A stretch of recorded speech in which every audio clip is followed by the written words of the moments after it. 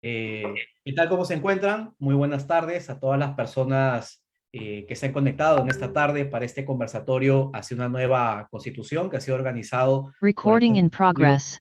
de Derecho Constitucional de la Universidad de San Martín de Porres. Las personas que integran el panel creo que no requieren mayor presentación: el doctor Víctor García Toma, el doctor Carlos Jacanzón y también la doctora Ana Neira. Como ustedes también más o menos pueden imaginar, el propósito de este conversatorio es de que nuestros dos expositores y nuestra expositora desarrollen sus posiciones en torno a la posibilidad de la convocatoria o no de una asamblea constituyente. Explico rápidamente el contexto, creo que todas las personas están muy familiarizadas con él. De hecho, creo que es algo que cualquier persona tiene que estar involucrada porque es un asunto que nos concierne en realidad a todos los peruanos y peruanas, que es el asunto de una nueva constitución. El debate empezó concretamente en lo que serían las elecciones presidenciales.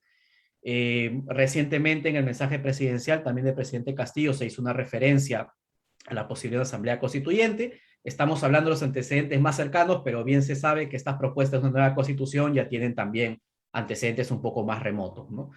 Hay varias posturas que seguramente todas las personas que nos están siguiendo ya deben conocer.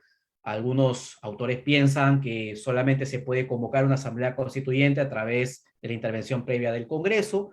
Hay otras posiciones que sostienen que en virtud del artículo 32 se puede hacer vía referéndum, y varias posiciones en general que se han venido manejando en la academia y que seguramente van a escuchar por parte los distinguidos integrantes de esta mesa. Vamos a presentarlos, como les había comentado, son personajes que son bastante conocidos en el ámbito del derecho, pero en la medida en que también hay personas que nos siguen, que son de la comunidad en general y desean familiarizarse con estos temas, siempre es buena también una presentación, ¿no? En primer lugar, la doctora Ana Neira, que nos acompaña, estudió Derecho en la Pontificia Universidad Católica del Perú, con estudios de maestría en mención a política jurisdiccional. Llevó cursos de intercambio en la Universidad Carlos III de Madrid, en España, en Derecho Comunitario, Derecho Parlamentario, Justicia Constitucional e Interpretación de la Constitución. Ha desempeñado funciones como asesora en el Gabinete de Asesores de la Presidencia del Consejo de Ministros. También ha sido abogada en el Acuerdo Nacional por la Justicia y los Derechos Humanos. También asesora de la Presidencia del Jurado Nacional de Elecciones. También ha ocupado el cargo de Ministra de Justicia y Derechos Humanos. Ha sido docente en la Universidad Nacional Mayor de San Marcos y actualmente ejerce como profesora de Derecho Constitucional en la Universidad del Pacífico. Por otro lado, también nos acompaña el doctor Carlos Jacanson Nieto, abogado por la Universidad de Lima, doctor en Derecho cum laude por la Universidad de Navarra, España. Complementó su formación e investigación en el Departamento de Derecho Político y Teoría del Estado de la Universidad de Santiago de Compostela, en España, y también en la Universidad de Oxford en el Reino Unido. Es titular de la cátedra Jean Monnet de Derecho Constitucional Europeo de la Comisión Europea.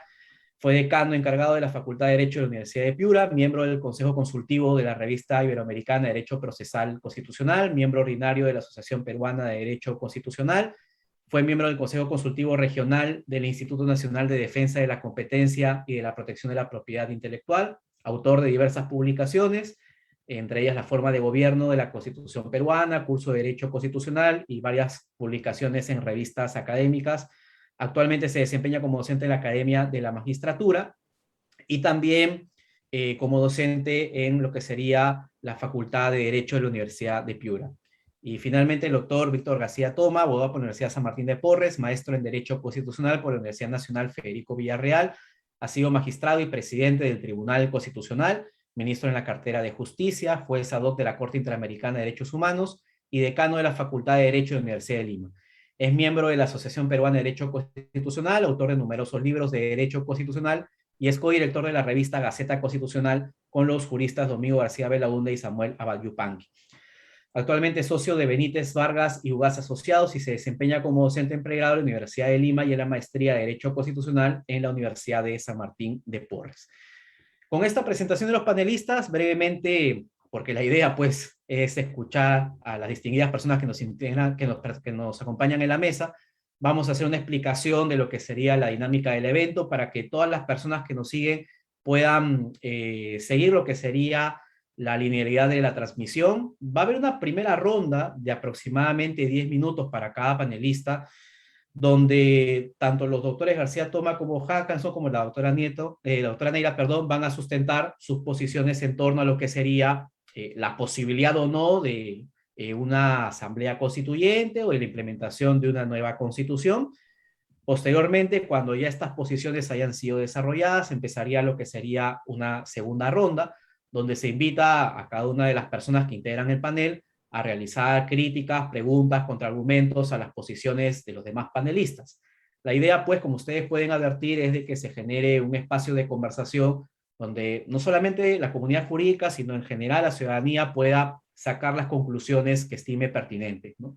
Este espacio de la segunda ronda va a ser aproximadamente unos 6 minutos y va a haber una tercera ronda que quedará a discrecionalidad de cada una de las personas que integran el panel para ver si la usan o no, donde pueden responder algún comentario que les haya llamado la atención de lo que se ha dicho en la segunda ronda de intervenciones, ¿no?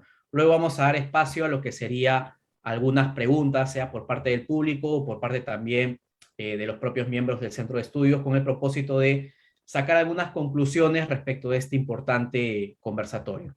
Así de que bueno, sin más, creo que ya con esta presentación formulada podemos dar el uso de la palabra al doctor Víctor García Toma.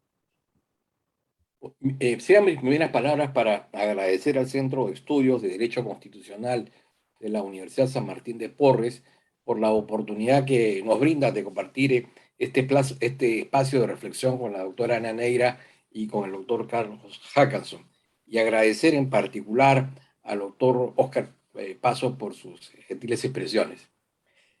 Antes de entrar al tema de fondo, el tema de la posibilidad, digamos, de la nueva o de una nueva constitución o de una reforma constitucional, yo quisiera plantear 4 presupuestos para poder, digamos, encauzar el debate. El primero, el referido a la necesidad o no de un cambio en la Constitución.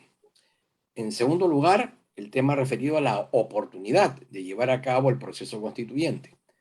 En tercer lugar, en relación a las habilidades, competencias, legitimidad política de los agentes encargados de llevar a cabo el proceso. Y por último, el medio, el instrumento mediante el cual se llevaría a cabo esta acción, ¿no?, político-jurídica. En primer lugar, en relación a la necesidad, yo no he escuchado hasta el momento un solo argumento contundente. Además, los patrocinadores de este cambio no han sido elocuentes, en modo alguno, sobre la materia, ¿no? Es decir, yo no encuentro justificación hoy para discutir si deberíamos o no cambiar el modelo de Estado. El nuestro es un Estado unitario, desconcentrado y descentralizado. No veo en el horizonte cercano posibilidad o necesidad alguna para inclinarnos ahora por un Estado federal o por un Estado libre asociado o incluso, digamos, trascender a las fronteras de una confederación. Tampoco encuentro razonable sustituir, digamos, nuestro sistema de gobierno, el cual es un sistema de gobierno democrático y social, sustentado en el sufragio y, digamos, sobre la base, ¿no es cierto?, de la soberanía popular.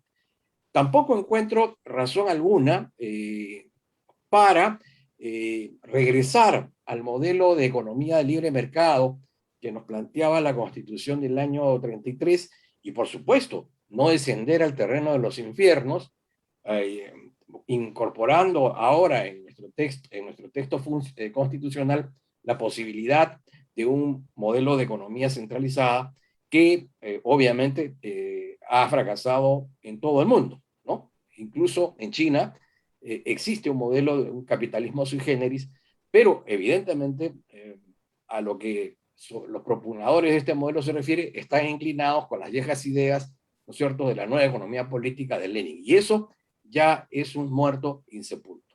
Nuestro modelo es un modelo de economía social de mercado, generado en la Escuela de Friburgo, en Alemania, por el grupo de los ordoliberalistas.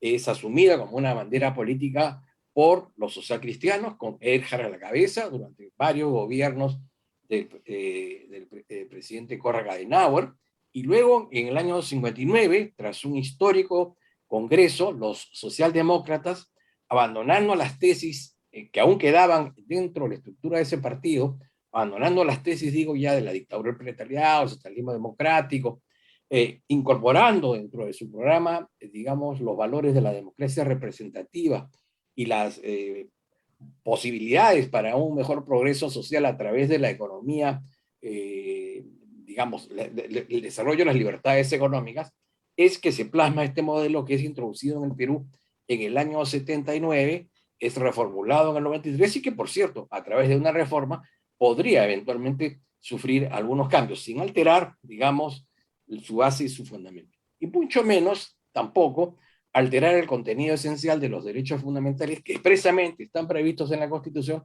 o de aquellos que, digamos, a través de la jurisprudencia y los precedentes vinculantes, el Tribunal Constitucional ha ido incorporando al, digamos, al patrimonio jurídico de las personas. Lo único que he escuchado, más o menos claro, en boca de el presidente de la República, que en todo caso, en teoría es la figura representativa del partido de gobierno, es que hay razones económicas, ¿no? Así de manera muy gruesa. Bueno, el señor Pedro Franque, que es el ministro de Economía, que no podía ser acusado neoliberal ni de liberal progresista, él es básicamente un socialista democrático, para llamarlo de alguna manera, ha señalado que él pretende implementar un programa de renovación económica sin necesidad de cambiar la Constitución, porque todo el programa que tiene previsto hacerlo encaja dentro de los principios, valores y las disposiciones que nuestro texto contiene, ¿no? Entonces, si lo dice el ministro de Economía, alguna razón tendrá para creer. Luego el señor Castillo ha señalado una cosa bastante curiosa, ha dicho que no es posible, eso lo dijo en el discurso del 28 de julio, no es posible que los jóvenes no tengan el derecho a decidir sobre qué tipo de constitución quieren, ¿no? Y en consecuencia, tomando, digamos, supuestamente la bandera de un pedido o un reclamo de los jóvenes, lo plantea como tesis central. Bueno, en principio, no he escuchado o conocido a organizaciones juveniles que estén, digamos, de manera rotunda y contundente en esa línea. Pero el argumento se cae absurdo por lo siguiente. La Constitución de los Estados Unidos data de 1787. ¿Cuántas promociones y generaciones han pasado? Y alguna de ellas se ha sentido menoscabada en su proyecto de vida porque los padres fundadores trazaron los grandes lineamientos que por los cuales han transitado miles y miles de personas, millares y millares de personas. ¿No es el caso también de Noruega con su constitución de 1814 o el caso de los Países Bajos, ¿no? La antigua Holanda, cuya constitución data de 1815, el caso de Bélgica, cuya constitución nace en 1831, el caso de Luxemburgo, cuyo texto emana de 1842, México, ¿no? Tiene una constitución desde el año 1967, y el Uruguay, que acaba de tener gobiernos socialistas, perdón, 3 gobiernos socialistas en el lapso de 15 años, ¿no es cierto?, no consideraron que ese programa podría haberse afectado por una constitución dictada, repito, en 1967.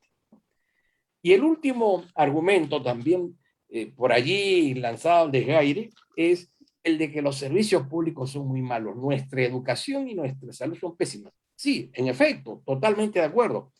Y con los funcionarios públicos que hemos colocado aún, eso seguirá, digamos, degradándose en lo que se refiere como satisfacción de necesidades colectivas para el pueblo. El problema de los servicios públicos no es un problema de la Constitución, es un problema de la reestructuración y modernización del Estado, que es una cosa totalmente diferente, y el reclutamiento de operadores políticos y funcionarios técnicos que tengan, vuelvo a repetir, las habilidades y competencias para manejar un servicio en la forma que la ciudadanía se merece, ¿no? Entonces, en relación a la necesidad, vuelvo a repetir, no veo argumentos, y en todo caso, los pocos que sean argumentos consistentes, y los pocos argumentos que se han dado en verdad son fútiles. En segundo lugar, la oportunidad. Para que exista una nueva constitución, se requiere debatir, se requiere discutir, se requiere conversar. Lo que vamos a hacer aquí, la doctora Naneira, el doctor Carlos Hackanson y el que habla. Y estoy seguro que vamos a finalizar este diálogo siendo más amigos que antes, de repente discrepando más que antes, pero todo dentro de un tono democrático y cívico. Pero ¿qué es lo que sucede hoy digamos, esto ha surgido fundamentalmente a raíz del proceso electoral? El país se ha partido, se ha dividido en dos. Y diariamente hay marchas a un lado y marchas al otro, cada vez más agresivas, ¿no es cierto? Incluso ya se han dado situaciones claras de confrontación y violencia callejera. Entonces, todo indica, y para eso no requiero tratar de imitar a Agatha Liz ni leer el tarot, que en los próximos meses, en las próximas semanas, el grado de confrontación, de polarización, será aún mayor y que eventualmente podemos llegar a una confrontación civil. Eso está cantado si es que no hay una rectificación sustancialmente del gobierno y un cierto grado de serenidad de un sector de la oposición. En lo que se refiere a los agentes, grado de serenidad de un sector, tenemos en realidad organizaciones políticas con ideología, con doctrina, con programa. Tenemos liderazgos marcados, sostenidos, robustos, legitimados por la ciudadanía. Y la respuesta es no, no las tenemos. Tenemos cuadros para completar las listas para regidores, gobernadores, alcaldes, parlamentarios. No los tenemos, ¿no es cierto? Y si no los tenemos para ejercer un acto de representación, de democracia representativa llamada ordinaria, ¿no es cierto? Imaginémonos qué pasaría con una asamblea o un congreso constituyente, en donde el nivel, ¿no es cierto?, de sofisticación para el tratamiento de los temas que se tratan en la Constitución y el grado de legitimidad para tratar de expresar las ideas y los intereses de distintos sectores, evidentemente eso no existe en el Perú, ¿no? Y por último, el medio, ¿no es cierto? Bueno, está claro que la Constitución tiene un carril, que es el del artículo 206, en la que el Congreso, por mandato de la Constitución, ejerce un rol central. Adicionalmente a ello, y devolviendo el poder constituyente originario al pueblo, este puede finalmente ser partícipe de manera importante, principal, suprema, en la nueva constitución, si es que se da, a través del referéndum confirmatorio. Y existe la vía del artículo 32 que, concordado con la ley de participación ciudadana, permite, ¿no es cierto?, a un grupo de personas, no interesa el número en este caso, que imbuidos de un espíritu constituyente, elaboren un texto, consigan el 10% de firmas del padrón electoral, que son 75.000 personas, presenten esa iniciativa al Congreso, el Congreso tome una decisión y frente a esa decisión, en el caso de que los patrocinadores de esa iniciativa de reforma popular haya sido desestimada o hubiesen sido de alguna manera distorsionadas según el parecer de sus patrocinadores, podrán acudir, ¿no es cierto?, nuevamente a la OMPE a solicitar un nuevo padrón, obtener un 10% de adherentes y exigirle esta vez al Congreso de la República que dicte una ley para convocar a un referéndum, para que el pueblo decida si está conforme con lo que el Congreso ha decidido o está de acuerdo con la propuesta presentada por la vía de la iniciativa popular. Esos son los caminos que ya están marcados, ¿no es cierto? Otras vías que pueden ser muy imaginativas, pero son vías extraconstitucionales, ¿no es cierto? Como lo es la revolución, como es la rebelión, ¿no es cierto?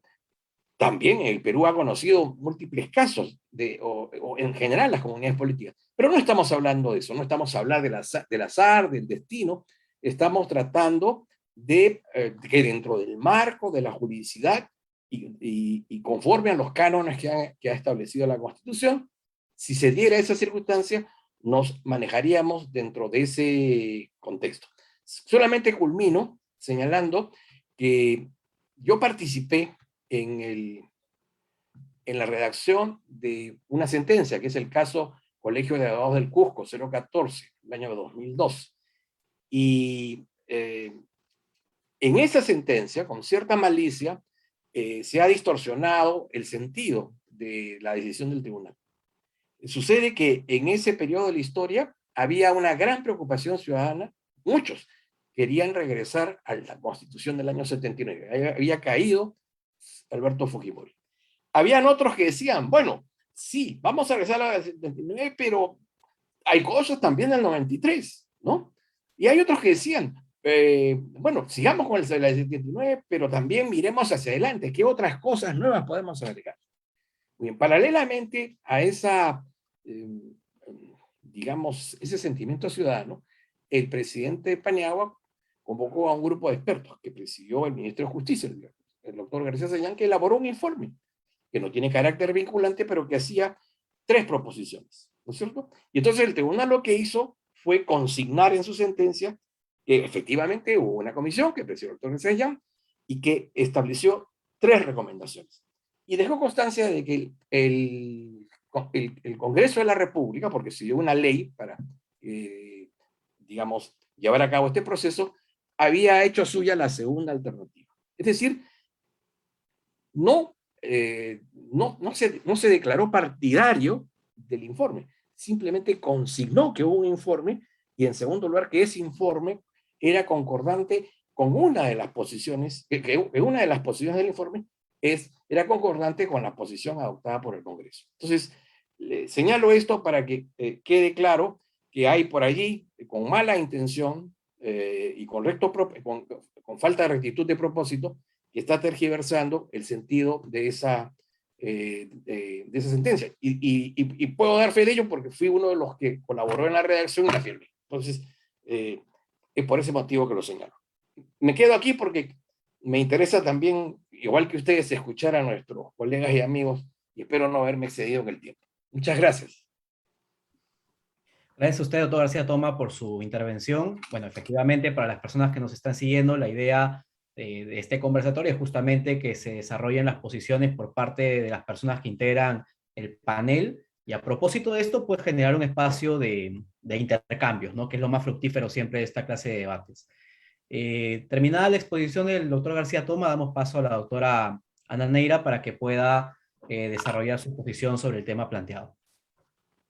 Muchas gracias. Son mis primeras palabras para agradecer la invitación del Centro de Estudios de la Universidad San Martín de Porres, en la persona en realidad de Pedro Hernández, que fue quien me invitó, y por supuesto agradecer a Oscar que nos acompaña aquí moderando el evento, y estar contenta además de compartir el espacio con los doctores García Toma y doctor Hackanson. Sin duda coincidiremos en algunos puntos, seguro discreparemos en otros, pero justamente ese es parte del debate constitucional que personas como nosotros siempre queremos promover, y agradezco el espacio. Escuchaba también al doctor García Toma, luego tendremos el espacio para contestar propiamente las intervenciones, pero también me planteaba esto en función de algunos puntos que creo que son importantes de ser abordados, ¿no? Tal vez el primero y el que más se ha debatido es esta famosa idea de si estamos en un momento constituyente, ¿no? Si en verdad este es el momento en que deberíamos estar cambiando la Constitución, en la medida en que estamos luego de una pandemia, en una crisis política, bueno, constante en el Perú, que en verdad eso creo que no lo podemos evitar. Estamos además en un espacio en el cual todavía nos estamos reactivando económicamente, producto de todo lo que ha pasado, ¿no? Entonces, digamos, en general hay muchas personas que dicen que este no es el momento. Yo discrepo de esas posiciones. Yo creo que en verdad no va a existir nunca un momento en que digamos, este es el momento para cambiar la Constitución. Eso no va a existir. No es como cuando decimos, te va a llegar un momento para que yo me compre una casa, va a llegar un momento. A veces hay que crear esas oportunidades, ¿no? Y si bien creo que esto es un proceso que probablemente no va a comenzar o no va a terminar mañana o el próximo año, sí creo que es un proceso que puede comenzar. Es interesante que este ha sido un punto de debate bien interesante en la campaña electoral, porque teníamos evidentemente un lado que fue finalmente el ganador que decía nueva constitución, y teníamos otro lado que decía la constitución del 93 es la constitución del bienestar, ¿no? Entonces claramente este ha sido un punto. Es cierto, hay que ser realistas, y creo que eso es bien importante, que las encuestas nos señalan que la mayor cantidad de personas hoy no quiere una reforma total de la Constitución, quiere reformas parciales, ¿no? Y tal vez ahí lo que valga la pena es darnos cuenta que un elemento central para que realmente pueda prosperar una reforma de la Constitución es llegar a altos niveles de consenso. Digamos, podría haber una iniciativa que promueva la ciudadanía, una iniciativa que promueva el gobierno, etcétera, pero si no tenemos altos niveles de consenso, la verdad es que la iniciativa no va a prosperar.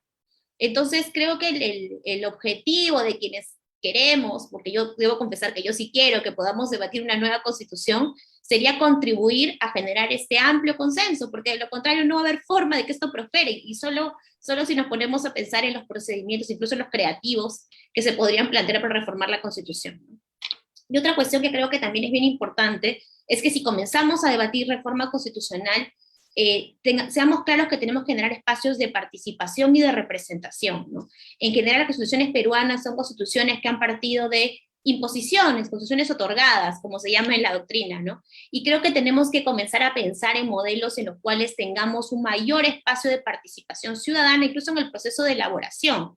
No creer tanto, me parece, ya en estos modelos en los cuales casi delegamos a quien es parte de la Asamblea Constituyente, Congreso Constituyente, Comisión, o como lo queramos llamar, a elaborar la iniciativa, y que casi ese sea ese espacio de élite, por ejemplo, en su Asamblea Constituyente. Pero digamos, esto en términos de pensar en la posibilidad, como digo, es un proceso larguísimo, y ahí yo quisiera también decir algunas cosas adicionalmente, ¿no? Creo que un presupuesto que sí debe ser bien importante es que tenemos que hacer esto dentro del marco de la institucionalidad, ¿no? De las instituciones, de la democracia. Ya no queremos autogolpes del 92, no queremos que sean productos de un golpe de Estado, ¿no? Entonces, creo que en eso coincidimos quienes somos demócratas, que no debemos llegar a una ruptura del orden constitucional por implementar una nueva constitución. Creo que eso también es algo que debería por lo menos generarnos un consenso a todos, de que eso sí es algo bien digamos, un elemento central dentro de nuestro debate. Y lo siguiente también es que, sin duda, algunas cuestiones se pueden lograr vía una reforma parcial.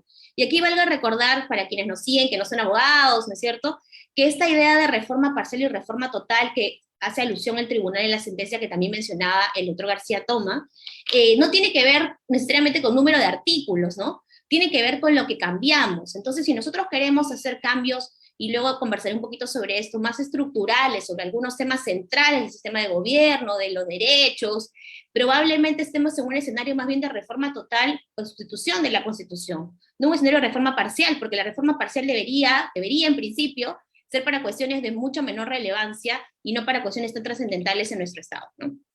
Ahora, la pregunta es el cómo, ¿no? Y ahí también traigo a colación el informe de la Comisión de Estudio de Bases de la Reforma Constitucional. Es interesante que ha generado en algunas personas un importante consenso que el único mecanismo para reformar la Constitución tiene que ser el artículo 206. Me parece bien interesante la posición que trae el doctor García Toma también, porque creo que es una de las pocas personas que habla un poco este espectro. Hay quienes consideran que solo es el mecanismo del artículo 206, y ahí yo creo que tenemos que recordar o tener claro que las constituciones no es que van a decir cómo finalizan, y nos podemos traer a colación lo que pasó con la Constitución pasada, que el 79, ¿no? Recordemos este famoso artículo 307, ¿no? Que decía que cualquier ruptura de la Constitución iba a ser considerada nula de pleno derecho. Bueno, igual hubo un autogolpe en el 92, igual se cambió la Constitución. Evidentemente no es eso lo que queremos, pero generalmente las constituciones no tienen pues en sí mismas el germen de su fin, no están pensadas para esto, ¿no? Y la idea de la posible participación del pueblo como titular del poder constituyente para su reforma me parece que es válida, y con eso yo pensaría que tenemos que abrir un poquito el espectro, y el informe lo abre, ¿no? Porque el informe nos dice, efectivamente, tú puedes utilizar el mecanismo del artículo 206, que es, como sabemos, las 2 votaciones por el Congreso con una mayoría calificada, puedes utilizar una votación con mayoría absoluta más el referéndum, o puedes encontrar otras vías, ¿no? Y las otras, y yo sé de paso, este mecanismo del artículo 206, modificar el mecanismo de reforma con un artículo 206A, es lo que de algún modo han hecho Chile, lo que ha hecho Bolivia en su momento, y lo que en ejemplo un poquito más aseado de citar es lo que también hizo Venezuela. Pero claro, estos espacios se lograron con gobiernos que tenían importantes mayorías en sus congresos, cosa que evidentemente este gobierno no tiene, y por otro lado, en el caso chileno se hizo con una amplia presión ciudadana que no creo que nosotros tengamos en este momento de manera tan clara tampoco. Bajo esa lógica, entonces, pues, empezando a pensar estos mecanismos que planteaba la comisión de estudio, yo sí creo que podemos encontrar otro adicional que no se ha hablado mucho, que es esta idea de la ley, ¿no? Y esta ley 27600, recordemos esta ley, el doctor García Toma la traía a colación también, que se emite hacia el año 2001, ¿no es cierto?, en la que se dice vamos a reformar la Constitución, pero lo va a hacer la Comisión de Constitución, y esto va a pasar por un referéndum, ¿no? Y algunos decían, pero esto no es estrictamente lo que dice el artículo 206 de la Constitución, y por eso se llevó a una demanda de constitucionalidad ante el Tribunal Constitucional. Y el tribunal convalidó esta ley porque señaló que al final esto iba a ser objeto de un referéndum, con lo cual, de algún modo, convalidó uno de los mecanismos adicionales de esto, que era el hecho de hacerlo vía, crear un mecanismo por ley, un procedimiento por ley, lo que la comisión llamó en su momento ley de referéndum. Y además también está esta posibilidad, creo, del referéndum directo, que parece que algunos van a intentar impulsar, y ahí creo que hay dos posibilidades de interpretar eso también, ¿no? Que no queda tan claro del texto, y ahí a mí me interesaría no solo saber las opiniones de nuestros ponentes, sino también quienes nos escuchan, ¿no? Porque aquí hay dos posibilidades de interpretar esto, ¿no? Hay quienes están diciendo que se puede llegar a un referéndum directo, es decir, si yo compro mi planillón y que recolecto 10% de firmas de la ciudadanía, con esto puedo realizar un referéndum para consultar si se puede convocar una asamblea constituyente. Ese es un mecanismo, ¿no? Y hay quienes señalan más bien que lo que habría que hacer es presentar una iniciativa de reforma constitucional que eventualmente pueda ser descartada o desnaturalizada por el Congreso, y que luego entonces pueda eventualmente completarse el número de firmas para ir a un referéndum, ¿no? Generando la posibilidad de que haya un referéndum. Ahora, lo que me parece interesante también, no sé si ustedes lo ven de esta misma manera, pero el hecho que se esté recolectando firmas en este momento para que no haya una asamblea constituyente, que es lo que está haciendo un determinado colectivo, de algún modo está convalidando la posibilidad de que pueda haber un referéndum directo para reformar la Constitución, lo cual no sé si han notado. Y además, según los estándares de la formulación de preguntas, de los referéndums que tiene la Comisión de Venecia, o tienen espacios como los espacios jurídicos, por ejemplo, de la OEA, y las recomendaciones que hacen en sus últimas misiones, en general se señala que las preguntas tienen que ser en positivo, con lo cual yo no sé cómo se va a preguntar en un referéndum si no quiere una asamblea constituyente. E incluso si la pregunta fuera en negativo, si ganara eventualmente el no, estamos en un doble negativo, ¿cuál podría ser el efecto para que sí haya una asamblea constituyente? No sé si eso se ha medido o no se ha medido específicamente cuando se ha lanzado esta iniciativa. Pero en todo caso, lo que sí debe quedar claro, y creo que es bien importante de señalarlo, es que cuando estábamos en el 2001, por ejemplo, y cambió el gobierno, y estaba el gobierno del señor Valentín Paniagua, que por supuesto todos reconocemos, en ese momento se comenzaron efectivamente a buscar alternativas para cambiar la Constitución. Y en ese contexto fue que se empleó la ley 27600. ¿Y por qué se hizo? Porque efectivamente había, ahí sí, un consenso en el cual se buscó más bien un procedimiento por la amplia aceptación que había de esa iniciativa en ese espacio. Efectivamente, no creo que estemos en el mismo momento hasta ahora. Y por eso quienes lo promueven, desde la política, desde el Congreso, desde el gobierno, tendrán que conseguir ese consenso para poder efectivamente lograr que esto prospere, porque de lo contrario, siendo absolutamente sinceros, si efectivamente, por ejemplo, el presidente de la República anunciaba que el procedimiento que iba a utilizar era el del artículo 206, probablemente el Congreso se lo va a rechazar y entonces no va a poder impulsarlo, ¿no? Entonces, digamos, esto en relación con la necesidad, y solo me robaré un minuto adicional, Oscar, para comentar algunas cosas que creo que podrían ser objeto de esta eventual reforma, incluso reforma parcial, o nueva constitución, como algunos creemos, ¿no? Y que tiene que ver, yo no estoy tan convencida que el régimen económico sea esta cláusula pétrea, esta cuestión inmodificable, invariable y indiscutible que tiene que mantenerse en la Constitución, ¿no? Empezando porque las constituciones en realidad están hechas sobre todo para limitar el poder y para proteger derechos, ¿no? Es un plus que tengamos el régimen económico en la Constitución para darle estabilidad. Entonces yo no sé si podemos generar esa sacrosanta protección sobre el régimen económico cuando todo lo demás sí lo podemos discutir. Me preocupa siempre cuando escucho este debate cómo tanto incidimos en no debatir el régimen económico, pero sí nos podemos debatir sin ninguna cuestión los derechos fundamentales y su eventual incluso disminución o supresión, como algunos plantean, ¿no? Y luego seguro seguiremos hablando, se puede también debatir si hay que cambiar las relaciones ejecutivo-legislativo, y creo que ya en los últimos 5 años nos hemos medio convencido de que deberíamos hacerlo, y si debemos llegar a algo más grande, como debatir el propio sistema de gobierno, instituciones no solamente como la vacancia, la confianza, la censura, la disolución, sino también el juicio político, el antejuicio. Y luego escuchaba también en una exposición reciente al profesor Hackanson que hablaba, por ejemplo, de discutir temas de formas de Estado vinculados con la descentralización, ¿no? Nosotros decimos que somos descentralizados, pero eso no está ni siquiera bien plasmado en la Constitución y habría que sin duda también discutirlo en una cuestión más integral, ¿no? Y solo cierro diciendo que entonces creo que pasar el debate por si queremos o no una nueva Constitución tiene que sin duda pasar por arribar a consensos. Creo que hoy no los tenemos de manera tan generalizada, pero sí es cierto de que quedarnos en el procedimiento del artículo 206 es más un tema, me parece, de voluntad política que de interpretación jurídica o constitucional. Muchas gracias. Muchas gracias, doctora Neira, por su intervención. Para finalizar este primer bloque de lo que serían las intervenciones generales, tenemos en este momento al doctor Carlos Hackanson Nieto, a quien le damos la bienvenida.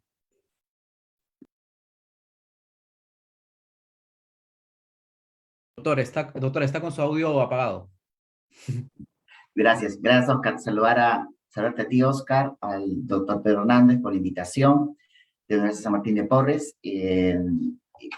Saludar a la doctora Ana Neira y al doctor Diego Toma, mi profesor de la universidad, por estar con ustedes compartiendo esta mesa virtual, ¿no? Yo quisiera partir de lo siguiente, ¿no? Como sabemos, ¿no? El poder constituyente es esa facultad que tienen los ciudadanos de darse una constitución, ¿no? Esto es lo básico, ¿no?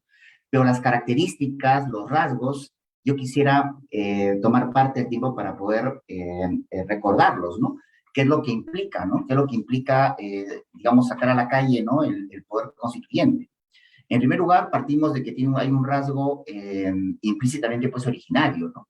Es decir, porque brota de la propia comunidad política, ¿no? De la propia comunidad política misma, ¿no? Y este poder se ejerce a través de representantes, ¿no? Como una democracia representativa. Es imposible que todo el Perú pueda dar una constitución. Es el Perú el que delega, ¿no? Esta facultad a unos representantes, ¿no? Que llevan su voz, ¿no? Otra característica, otro rasgo es que es inapelable, ¿no? Pero inapelable, ¿no? Que pueda ser una constitución como parece que tenemos temor que se pretende, ¿no? Que establezca un nuevo régimen, sino que tiene que ser una constitución que respete los derechos humanos y la separación de poderes. Podemos tener una constitución muy garantista de derechos humanos, que lo ¿no? Pero la separación de poderes, por ejemplo, podemos pasar del especialismo a parlamentarismo, sin presidencialismo, sin parlamentarismo, ¿no? Gobierno directoral como Suiza, como quieran, pero respetando la separación de poderes, ¿no? Entonces, es inapelable, sí, pero tiene esos parámetros, ¿no? Luego es una realidad fáctica porque es más de hecho que de derecho, ¿no? Es decir, el poder constituyente surge de un hecho extraordinario, ¿no? Entonces hay que preguntarse si ese hecho extraordinario se ha producido, ¿no? Y sobre esto voy a explayar un poco más adelante, ¿no? Luego es un poder que tiene un rasgo de carácter más bien momentáneo, ¿no? Porque se ejerce en determinadas circunstancias, ¿no? Esto tiene mucho que ver con lo anterior, con este hecho extraordinario, ¿no? Y también tenemos su eficacia real. ¿Por qué la eficacia real? Por ese nuevo orden, ¿no? Que se consuma con su aprobación por referéndum, ¿no? Una vez ratificada la Constitución, ¿no? Ese nuevo orden, ¿no? Que puede repetir disposiciones de una Constitución anterior de acuerdo a la tradición del país, por supuesto, no dudo que se esté planteando pasar a una monarquía, por ejemplo, ¿no? Sino reiterará, pero cambiará muchas otras cosas también, ¿no? Y luego, sí, por ejemplo, se produce lo que es al final y lo que más me preocupa ahora también, me preocupa todo, pero me preocupa el tema de la quiebra jurídica que va a acarrear la convocatoria a una asamblea constituyente, ¿no? Porque uno de sus rasgos es que acarrea definitivamente una quiebra jurídica, al menos con el derecho positivo, ¿no? Si la Constitución no se ha desarrollado, que no es el caso de la Constitución peruana, ¿no? Si me permiten, yo quisiera compartir este cuadro, por ejemplo, si ustedes lo ven, por ejemplo, Yo no quiero que Kelsen me jale las piernas en la noche, con todo respeto a Kelsen, pero me cambio el triángulo por la circunferencia, ¿no?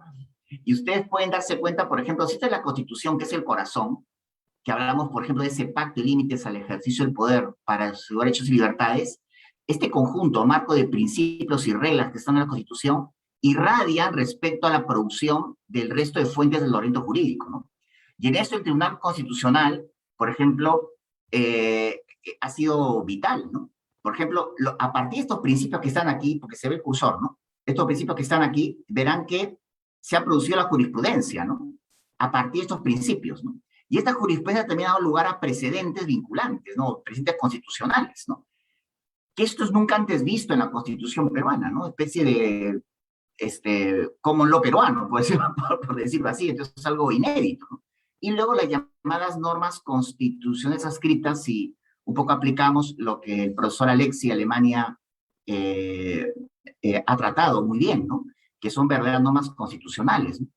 Y además tenemos principios de interpretación bajo la Constitución del 79, nadie hablaba de principio de unidad, corrección funcional, nadie hablaba de favor libertad, la gente hablaba de método teleológico, literal, sistemático, al final todos tenían su método, todos tenían su respuesta y todos se peleaban, ¿no? Entonces, bueno, el Perú ha llegado acá, con esta Constitución. Esto es algo inédito, este desarrollo jurisprudencial que hemos aquí, este viaje, y eso que el punto de cocción para el derecho constitucionario es mucho más lento, ¿no? Utilizando terminología de los chefs, ¿no? Porque el derecho constitucionario, pues, estaría asimilado al que respeta la autoridad, llámese la separación de poderes, y el que respeta los derechos humanos. Pero aquí, por ejemplo, esto lo dice también la Constitución, pero identificar normas constitucionarias todavía parece muy pronto porque la Constitución es muy joven todavía. Y luego la doctrina, los libros de autoridad, ¿no? Que vemos que el desarrollo de los últimos 20 años de la doctrina ha sido importantísimo en el Perú. Sí hay esfuerzos por querer darle unidad a todo lo que he mencionado antes a través de la doctrina, ¿no? Lo que tenemos ahora en el Perú es derecho constitucional peruano. Lo que teníamos antes de la Constitución 93 es historia de los textos constitucionales que ha tenido el Perú, ¿no? O sea, lo que hemos tenido antes es lo que hemos tenido ahora, lo que hemos ahora es derecho constitucional peruano, ¿no? Lo que tenemos más es historia de los textos constitucionales que tiene el Perú, es decir, la Asamblea Constituyente, las propuestas, los actores, ¿no? Pero nada más. Esto es inédito, ¿no? Es una constitución que evidentemente no ha tenido legitimidad de origen, pero solamente esta lista más hace ver que, claro, que tiene legitimidad de ejercicio sin contar los gobiernos elegidos, los parlamentos, los municipios, los gobernadores, en general, ¿no? Y luego todo esto da lugar, como consecuencia final, ¿no? Que diría aquel, si te pongo la ley al final, es el derecho positivo, ¿no? O sea, que es como una consecuencia. Por eso es que las leyes se presumen constitucionales porque están dentro de ese circuito, ¿no? Cuando el Tribunal Constitucional lo que hace es sacarlas de aquí si es que no guardan conformidad, armonía, ¿no? Hay un efecto ondulatorio que ha producido las fuentes de derecho constitucional. Y en el Perú hemos llegado aquí a los principios, ¿no? Y esto es un desarrollo sin precedentes, que una nueva asamblea constituyente puede crear más inseguridad jurídica en cuanto a lo que el tribunal ha dicho, ¿no? Es cierto que la Constitución del 79, por ejemplo, reconocía salida laboral, ¿no? Pero fíjense, el 93 de alguna manera se ha interpretado en que cabe la reposición. Cabe la reposición. O sea, te da la opción, ¿no? Lo que parecía indiscutible leyendo la Constitución peruana, se permite al trabajador optar, ¿no? Por la indemnización o la reposición, que ha sido muy criticada la sentencia, pero eso está ahí. Hay una aplicación, digamos, una interpretación que el tribunal ha hecho, ¿no? En vía de interpretación y en vía de reformas puntuales, creo que me parece que es mucho más digamos, no debe tener más en esto que pensar en cambiar la Constitución, que puede crear ciertamente una quiebra jurídica, ¿no? Yo, por ejemplo, diría entonces, si esto es así, yo menciono lo siguiente, ¿no? Y es que cuando se convoca entonces una asamblea constituyente, en este caso extraordinarios, ¿no? Primero, por ejemplo, cuando se produce un proceso de independencia, ¿no? Evidentemente, ¿no? Se independiza, esto es la historia, eso en la historia, por ejemplo, se ha visto, ¿no? En la historia moderna, ¿no? La idea moderna, ¿no? O producto de la secesión de un país, también se vio del mismo país. Estados Unidos atravesó por ambas cosas, ¿no? Casi se va al sur, ¿no? Luego, tras la caída de un régimen sin una constitución que le ponga límite, ¿no? O sea, que tiene un estatuto, ¿no? O sea, por ejemplo, el Francisco Franco en España se gobernaba por leyes fundamentales que no eran una constitución, ¿no? O, por ejemplo, un proceso de confederación, un proceso comunitario, ¿no? Digan lo que digan, ¿no? La Constitución, como la canción, ¿no? La Constitución, la Unión Europea reposa en el Tratado de Lisboa, que digan lo que digan, es la Constitución de Europa. Le llamarán Tratado de Lisboa, pero es la Constitución de Europa. Y que ha dado estabilidad, ¿no? Y paz, ¿no? Al régimen, al sistema comunitario, ¿no? Más bien, la reforma constitucional por eventos ordinarios es el poder constituyente, constituido o delegado, que es el artículo 206, ¿no? Eso es para reformas puntuales, ¿no? ¿Y por qué razón? Porque si nos damos cuenta, Sieyès, que fue el que planteó, ¿no? En base a las ideas de John Locke, ¿no? La teoría del poder constituyente, Sieyès lo pensó para ser aplicado una vez. Estas características fueron para ser aplicadas una vez, ¿no? No las creó para sacar el poder constituyente cada vez que uno quiera a la calle, ¿no? Fue para explicar lo que ocurrió con la Revolución Francesa. Lo que pasa es que los franceses no le hicieron caso, ¿no? Y se mandaron con 11 repúblicas y 5 repúblicas y 11 constituciones, ¿no? Cayeron una espiral. Esa espiral le damos nosotros por Cádiz, ¿no? Por Cádiz.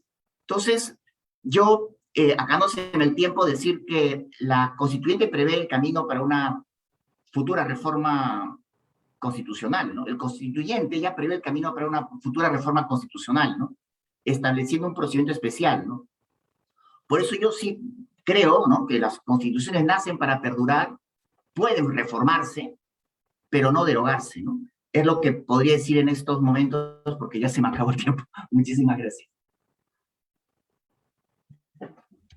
Gracias a usted, doctor Hackanson. Bueno, felizmente empezamos lo que sería una segunda ronda para que usted pueda agregar lo que estime pertinente.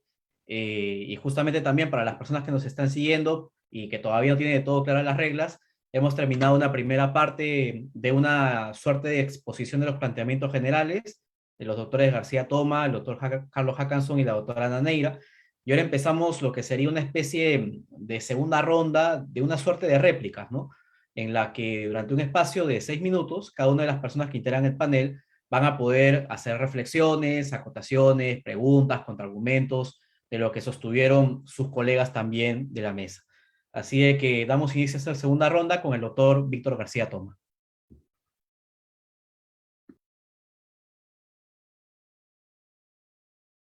Doctor, su audio está apagado. Gracias, Oscar.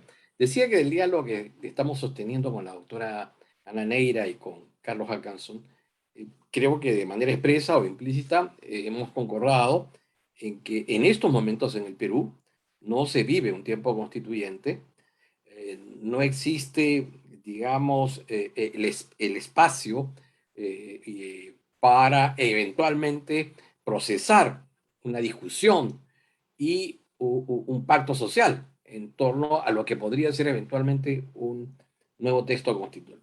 No hay necesidad, por el momento, y no existe las condiciones políticas para generar hoy ningún tipo de acuerdo, ninguno, entre el oficialismo y la oposición. En tercer lugar, estamos todos de acuerdo en que dentro de las varias crisis que tiene el país, una de ellas, quizás la más grave, es la de los partidos políticos. ¿Y por qué digo que es grave el tema de los partidos políticos? Porque son el instrumento de mediación, de intermediación entre el ciudadano y el poder, ¿no es cierto?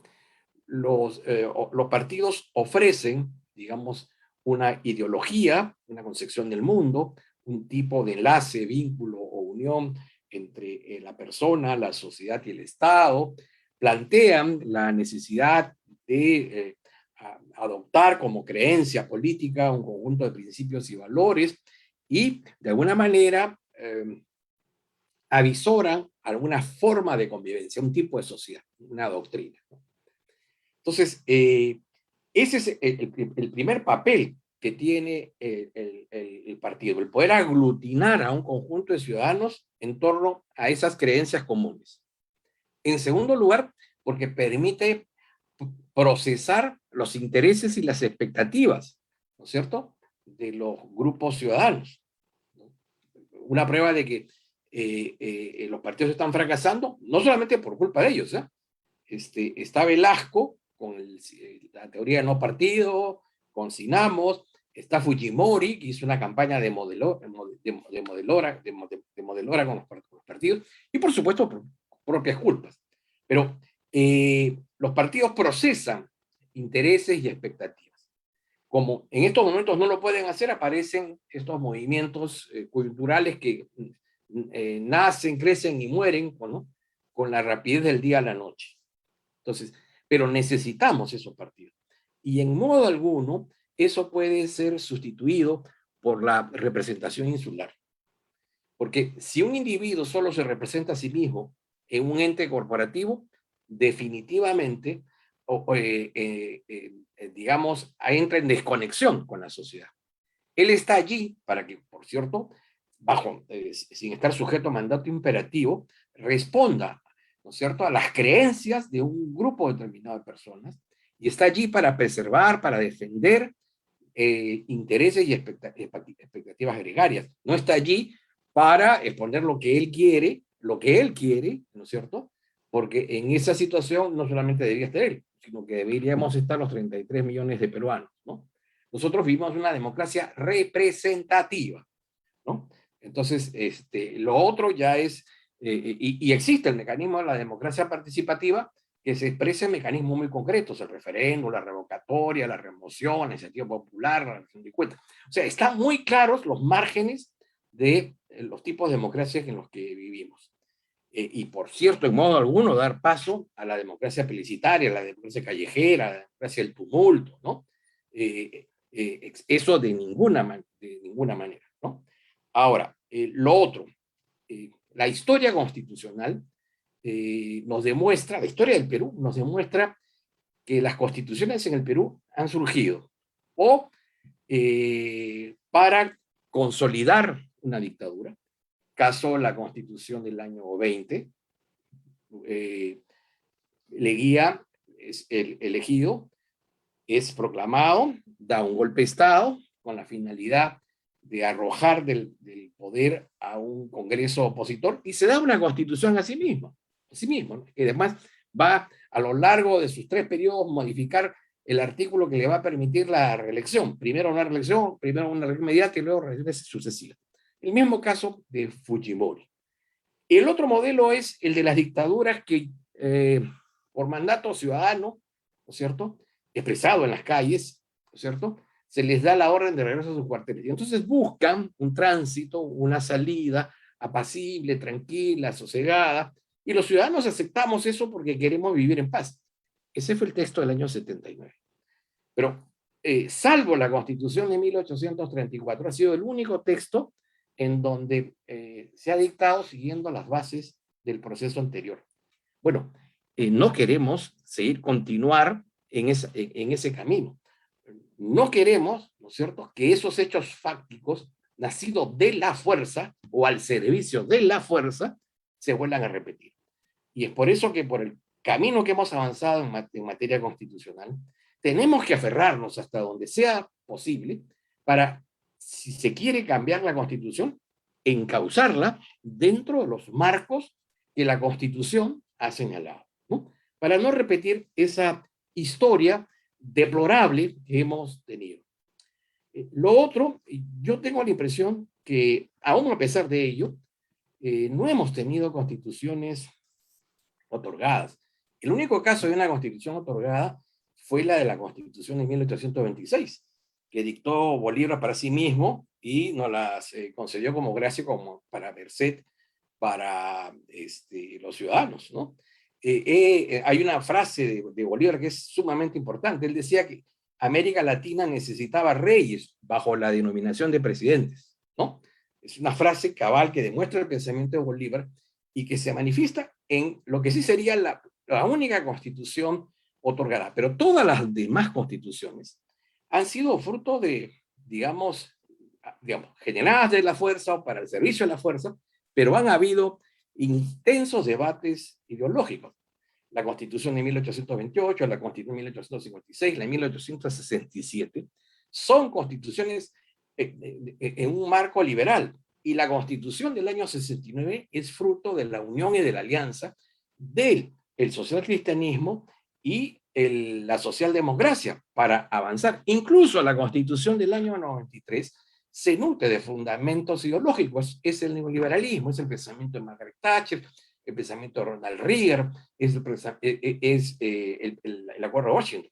Solo que después esa Constitución, que era profundamente despreciada en el año 2000, que explica el caso Colegio de Abogados del Cusco, que explica el caso de Alberto Borrego Dría, que explica el nombramiento de una comisión de estudios de la reforma, que explica la dación de una ley para dictar una nueva constitución, genera a través de la jurisprudencia del Tribunal Constitucional las prácticas y uso de los gobiernos que han tenido un manejo económico al margen del neoliberalismo. No puedo acusar de neoliberal ni a Toledo, ni a Humala, ni a García, ni podría, digamos, acusar incluso a Koczynski de esa situación, ¿no?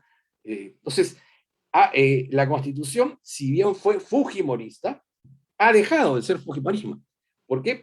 Porque, como bien decía Carlos, por la vía de la interpretación, y ya acudiendo a una interpretación objetiva, la Constitución ha sido leída de otro modo, interpretada de otro modo, y se ha llegado a consideraciones bastante diferentes a las que imaginaron sus iniciales inspiradores. Y concluyo con el artículo 206. El artículo 206 es binario, porque por un lado habla de un procedimiento, pero por otro lado habla de contenidos materiales, ¿no es cierto? Entonces, por un lado, en la parte procedimental señala que hay dos vías. La vía de 2 legislaturas sucesivas con 87 votos, o la otra vía, la de una determinación congresal, ya no interesa si es con 66 o con 87, y luego, ¿no es cierto?, acudir a la fuente originaria del poder, el pueblo, vía del referéndum. Eso es lo que dice el 206. Y cuando se ha interpretado los alcances del artículo 32 de la Constitución, que habla de una reforma total, el tribunal ha explicado el procedimiento que yo lo había señalado antes, y ha dicho, el marco procesal lo da el 206, y concluye, ¿no es cierto?, irremisiblemente en el referéndum confirmatorio. Y en la ley de participación ciudadana, otra vez, nuevamente se habla del referéndum. Entonces, el referéndum no está ni fuera del 206, ni está fuera ni es un mecanismo extraconstitucional, está dentro de la Constitución, porque la ley 23.600 forma parte también del bloque de controlidad, forma parte del parámetro de control de controlidad. Entonces, está, digamos, entre las normas primarias, ¿no? Y por último, yo quisiera decir que, estando de acuerdo que este no es un tema urgente, seguramente es necesario, lo que es urgente son las reformas. En eso estamos de acuerdo. Ese tema del debate de si queremos o no una nueva constitución, ese es un tema que, digamos, que ha supeditado a que existan, se subsanen los problemas más álgidos, ¿no es cierto? El problema sanitario, el problema de la crisis económica, el problema de la reducción y pérdida de los empleos. Eso es, hoy, me parece, el debate perentorio. Por cierto, siempre hay un espacio para discutir otros temas, pero eso es lo perentorio. Y culmino señalando mi preocupación en que en el escenario más indeseado, que fuéramos a la Asamblea Constituyente que nos proponen los propugnadores de esta idea, nos habla de una asamblea binaria, con una mitad con representación política y con otra con una mitad de una representación corporativa. No voy aquí a criticar la representación corporativa, voy a simplemente a replicar dos cosas. Bajo ese modelo va a haber ciudadanos que tendrían derecho solo a un voto, a elegir a su representante político. Pero existirían ciudadanos que tendrían derecho a 2 votos. Uno para elegir a su representante político y el otro para elegir a su representante gremial, ¿no? Estoy hablando, por ejemplo, de un rondero, de un sindicalista, etc. Pero además, entramos en el terreno de la triquiñuela y la trapacería política. Porque, por ejemplo, ¿quién representa los intereses del sindicalismo? ¿La CGTP o la CTP? ¿Quién representa los intereses del magisterio? ¿El SUTET CONARE o el SUTET Patria Roja? Por poner solo 2 ejemplos. Incluso sabemos que hay los ronderos firmes y los ronderos bombas, ¿no? Se han incluso salido a las calles. Entonces, abrir un escenario para dejarle al gobierno la posibilidad de decidir quiénes representan a esos sectores corporativos es realmente un acto de malversación del sentido democrático digamos, y bajo la inspiración de ideas vinculadas con el centralismo democrático, que sabemos cómo concluye, allí no hay discusión en la base, simplemente hay determinación en la cúspide y obediencia ciega, ¿no es cierto?, para los militantes. Entonces eso hace bien complicado, haría bien complicado ese escenario. Gracias, Oscar. Gracias a usted, doctor García Toma. Bueno, damos el uso de la palabra a la doctora Ana Neira para que en este espacio pueda hacer referencia a sus inquietudes, contraargumentos u observaciones de la primera ronda de intervenciones. Muchas gracias, Oscar. Comienzo tal vez con este debate sobre el momento constituyente y la necesidad, ¿no? Yo no sé si todos estamos de acuerdo que no estamos en un momento constituyente. Yo lo que creo es que podemos estar en un momento para comenzar a debatirlo. Pienso que el problema de decir no estamos en un momento constituyente es que en verdad este país nunca va a estar en calma. No sé si todos creen lo mismo, pero yo siento que aquí no vamos a dejar de tener crisis política, probablemente en algún momento recesión económica.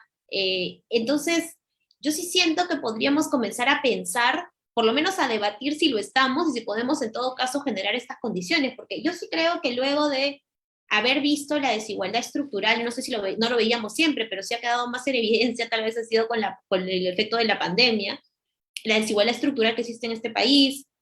Evidentemente hemos visto la fragilidad de los partidos políticos, la fragilidad de las instituciones que se han visto, digamos, atacadas de algún modo en las últimas elecciones y en la postelección, y todo esto creo que nos hace pensar que tenemos que llegar a algún tipo de nuevo acuerdo que nos dé alguna legitimidad mayor, ¿no?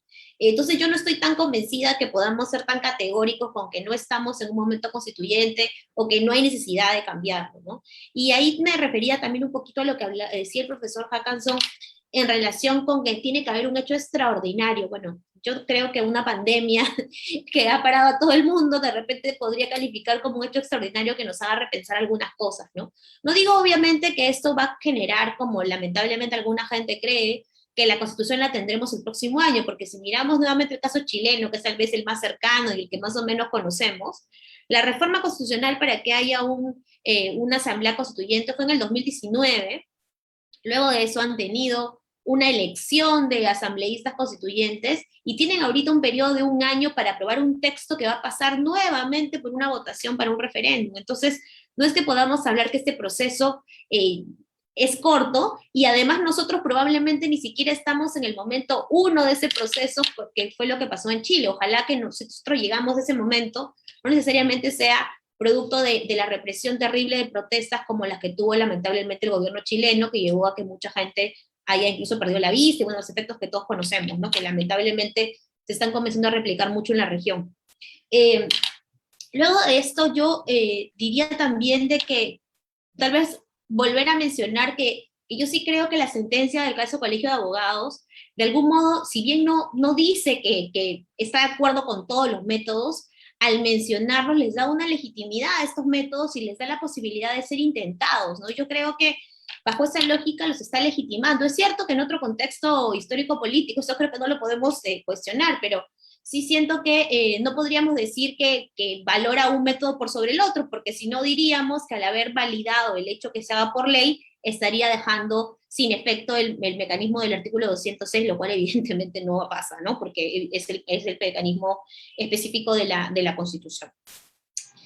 Lo otro que quería decir es que coincido, bueno, decía también el doctor García Toma que no podríamos utilizar, el gobierno equivoca su argumento cuando dice que los jóvenes deben poder cambiar la Constitución, y yo coincido con esto, ¿no? Es cierto de que una Constitución por existir por mucho tiempo no es que sea ilegítima, eso no afecta su legitimidad, pero sí hay que ser conscientes que las constituciones de más larga data son las constituciones que también han sido objeto o de enmiendas, como el caso de Estados Unidos, o eventualmente de mucha interpretación constitucional, ¿no? Por ejemplo, la Constitución norteamericana sabemos que recientemente ha convalidado, por ejemplo, el matrimonio entre personas del mismo sexo, que probablemente no estaba pensado en la cabeza de quienes la crearon hace ya bastantes siglos, ¿no? Entonces, definitivamente, el carácter de duración de una Constitución, sin duda también la hace probablemente más permeable a la interpretación constitucional, e incluso constituciones digamos, de vigencia más breve también pueden ser muy interpretadas producto de jueces más activistas en un rol más en esta nueva visión de constitucionalismo que se está queriendo plantear, ¿no? Y además hay que tener en cuenta que tanto constituciones como las de Estados Unidos o México pues tienen otro sistema de gobierno como el federalista, ¿no? En esquemas de Estado complejo. Luego, yo coincido sin duda con que los partidos tienen una debilidad estructural en nuestro país. Sin embargo, no creo, como en eso también coincido con el profesor García Toma, que no estamos en un espacio en que podamos decir que hay que hacer una democracia sin partidos. Creo que esto es una idea que es equivocada. Sin embargo, también hay que pensar que si bien los partidos tienen su espacio, hay que tratar de recuperarse los partidos realmente representativos, y sin duda parte de la idea de la reforma política ha apuntado en ese sentido, y ojalá que se vaya logrando progresivamente. También es cierto de que tenemos que entender, que tenemos que aceptar que hay instituciones adicionales a los partidos que están eventualmente legitimadas para representar. Y esta representación colectiva entonces no puede ser solo partidaria desde mi perspectiva, ¿no? Y creo que hacemos mal en decir que las manifestaciones ciudadanas no son mecanismos participativos, ¿no? Lo que sí es cierto y ha pasado en el Perú es que generalmente estos momentos de protesta ciudadana son momentos episódicos, no han generado una agenda concreta, no han generado tanto lo que pasó en noviembre como lo que pasó antes con la mala elección de magistrados del TC hace algunos años, o lo que pasó con la ley, esta ley, no me acuerdo el nombre, digamos, técnico, la ley que llamaban ley Pulpín, ¿no? En general, todos estos episodios han generado más bien un espacio, entre comillas, derogador, destructor, ¿no? No todavía un espacio constructor como sucedió en países como Chile o en otros lugares. Sin embargo, no creo que eso deba llevar necesariamente a deslegitimar la protesta, ¿no? Y creo que lo que sí debe pasar es que, y esto es una cuestión que está desde el lado de la academia, la sociedad civil, en general más organizada, es que comenzar a generar mecanismos participativos en que la ciudadanía también pueda encontrar ahí espacios eventualmente para sentirse o representado, por lo menos para generar espacios de debate, ¿no? Y esto, bueno, espacios como la universidad lo está promoviendo y es importante, pero deberíamos hacerlo a niveles pues mucho de mayor alcance. Creo que en general no estamos promoviendo esto, y eso lo que hace es que no tengamos, hace poco se decía, ¿no? ¿Quién puede ser el líder político o el líder de sociedad civil que puede unir en este momento el país han dividido? Y nadie realmente sabía quién podía ser esa persona, y eso es muy triste en un país como este, ¿no? Que no podamos tener personas que puedan realmente, al margen de sus cuestiones ideológicas, tener esta legitimidad democrática que permitan que el país se pueda ir reconstruyendo. Eso creo que también tiene que ver con la ausencia de liderazgo, que para mí no deben ser solo partidarios, y debemos comenzar a construir, no solo desde la protesta. Yo ahí sí discrepo de ideas de legitimar ese espacio, pero sí creo igual que tenemos que generar espacios probablemente un poco más constructivos, ¿no? Ahora, yo también creo que no vamos a, en ningún momento, creo que sí deberíamos descartarlo, tener la posibilidad de que haya una especie de representación corporativa elegida por el gobierno, ¿no? Pero lo que sí puede haber, y ojo que es lo que ha pasado también en Chile, es que se ha generado participación fuera de los partidos. Personas no asociadas a partidos políticos, académicos, muy reconocidos, han postulado a la Asamblea Constituyente, y también como ellos, personas con otro tipo de representación, indígena, sociedad civil de diferente tipo, y entonces han postulado y han sido elegidos, y es más, han sido elegidos en mayor medida desde partidos políticos, y lo han sido porque la gente quiere nuevas voces en su representación. Y si ustedes se dan cuenta, la conformación de la Asamblea Constituyente chilena es una representación casi apolítica, con mucha representación femenina e indígena, y al punto que la presidenta es una mujer indígena, no que es Elisa Loncón. Entonces, yo sí creo que no es que vamos a decir, el gobierno va a definir qué sindicato va a representar a los maestros, o va a representar no sé, a otros colectivos. Lo que vamos a decir es, presenta tu candidatura y el pueblo va a decidir quiénes conforman esa asamblea constituyente si eventualmente se convoca, ¿no? La idea es que salgamos del espacio de los partidos políticos como exclusividad, porque sí creo que ya los partidos políticos en este país lamentablemente no representan todo lo que en algún momento representaron. Y en esa lógica yo me refería a la constitución otorgada, ¿no? De repente un uso un poco laxo del término, porque en realidad los debates de constituciones en nuestro país han sido debates en general de partidos políticos, lo cual no está mal, pero tenemos que comenzar hoy, creo, a pensar en mecanismos más participativos, en mecanismos en que no solo involucren a partidos políticos, no solo involucren a bancadas parlamentarias, porque además, ojo que hoy las bancadas están muy divorciadas de los partidos políticos, y podamos tener otras personas que participen en este debate, y no solo la élite política o la élite económica, sino personas de diferente nivel de representación que puedan ver sus intereses reflejados en un eventual debate constituyente, porque al final la Constitución es de todos y todos los ciudadanos, no solamente de los que tenemos la posibilidad de algún tipo de privilegio para participar en estos espacios, ¿no? Eso sería mi parte en esta segunda intervención, Oscar. Muchas gracias. Muchas gracias a la doctora Ana Neira por su intervención. Para finalizar lo que sería este segundo bloque de participaciones, damos el uso de la palabra al doctor Carlos Jackson Nieto. Doctor, está con el audio apagado. Bien, listo. Gracias, Oscar. Sobre el problema de reconocer un momento constituyente, es interesante porque, por ejemplo, en nuestra historia republicana no hemos tenido un hecho histórico, ¿no?, en nuestra república, ¿no?, que nos ancle, que nos vincule con alguna de nuestras constituciones, con algunas de nuestras 12 constituciones. ¿De acuerdo? Lo tradicional es, en el momento histórico, pues, lo tradicional, ¿no?, en la historia de las constituciones es que se apoya un proceso de independencia. En ese sentido, de alguna manera, pues el mundo está bastante viejo, hay algunas cosas que uno puede ver, pues en Cataluña, bueno, lo de Quebec se ha resuelto, o Irlanda se ha resuelto, ¿no? De ser algunos temas un poco que han quedado rezagados, ¿no? Pero luego también cuando se produce el nacimiento de una confederación, ¿no?, por ejemplo, podríamos decir también que está pues ligada, ¿no?, a un hecho histórico muy concreto, está anclada, la Constitución, este momento histórico está anclado, un momento histórico determinado, ¿no? En el Perú, desgraciadamente, no. Y esto también es producto también de quizá no haber tomado conciencia, creo que, como nos puede pasar ahora, ¿no?, de lo que es darse una Constitución, ¿no?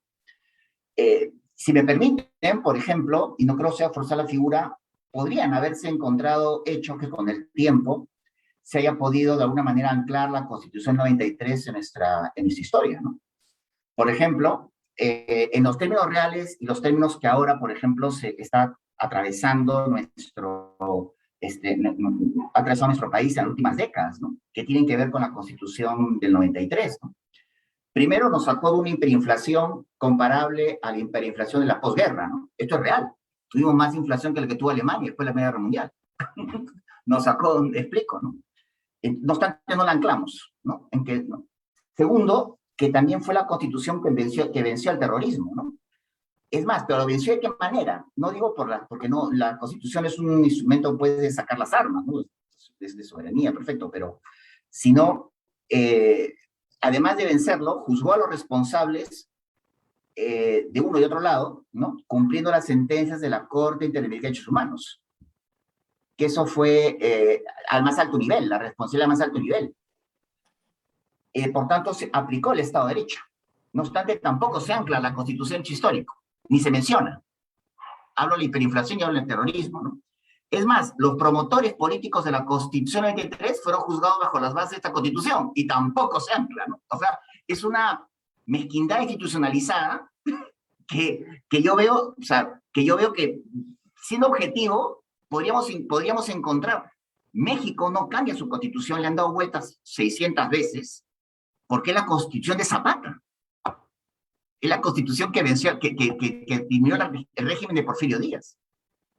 Argentina, por ejemplo, tengo tesis sobre el caso argentino, ¿no?, de la Constitución actual, bueno, de 1853/60, modificada íntegramente en el año 94, ¿no? Porque esa Constitución fue la Constitución de la época de mayor prosperidad de Argentina, ¿no?, en que Argentina parecía otra Canadá. Y digamos, no fue, digamos, los peronistas, Perón no la cambió. Perón, siendo muy populista, no la cambió. Perón lo que hizo fue introducir el artículo 14 bis, que fue la introducción de los derechos sociales. No la cambió. Y Menem tampoco. Menem prefirió hacer una reforma integral a la Constitución de 1853, que fue el año 94, ¿no? Y Fernández no se le ocurre ponerse en la fila de cambiar la Constitución. Hay temas, hay cosas que, y eso, la mentalidad bonaerense, Buenos Aires, de hablar de que eran un imperio, que eran potencia, se sustenta, se ancla mentalmente, sociológicamente, en una Constitución que era de la época en que Argentina parecía Canadá y que le daba maíz a España cuando se moría de hambre.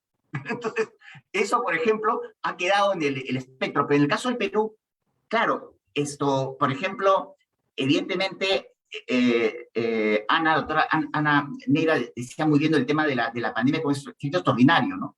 Yo hablo de efectos locales porque en la pandemia, por ejemplo, si fuese por la pandemia, todo el mundo tenía que cambiar, todos los países tenían que cambiar la constitución, porque nos ha afectado.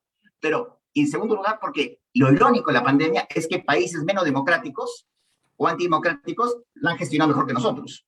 Y que países democráticos, incluso países que no son de naturaleza democrática, incluso que carecen de constitución o si la tiene un estatuto, la han gestionado mejor que nosotros.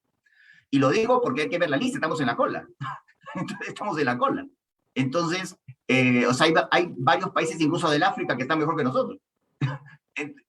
Entonces, no es un parámetro. Que bajo la Constitución se pueden ser mejor las cosas. Claro, terminar con el alfabetismo, bienestar general, con servicios públicos de calidad, condiciones de mejor empleo, implementar una verdadera economía social de mercado que no tenemos, porque conviven monopolios, oligopolios que la Constitución no quiere, ¿no?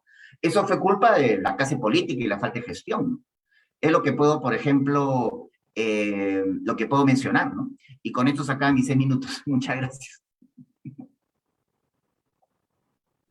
Es usted más bien, doctor Hackanson.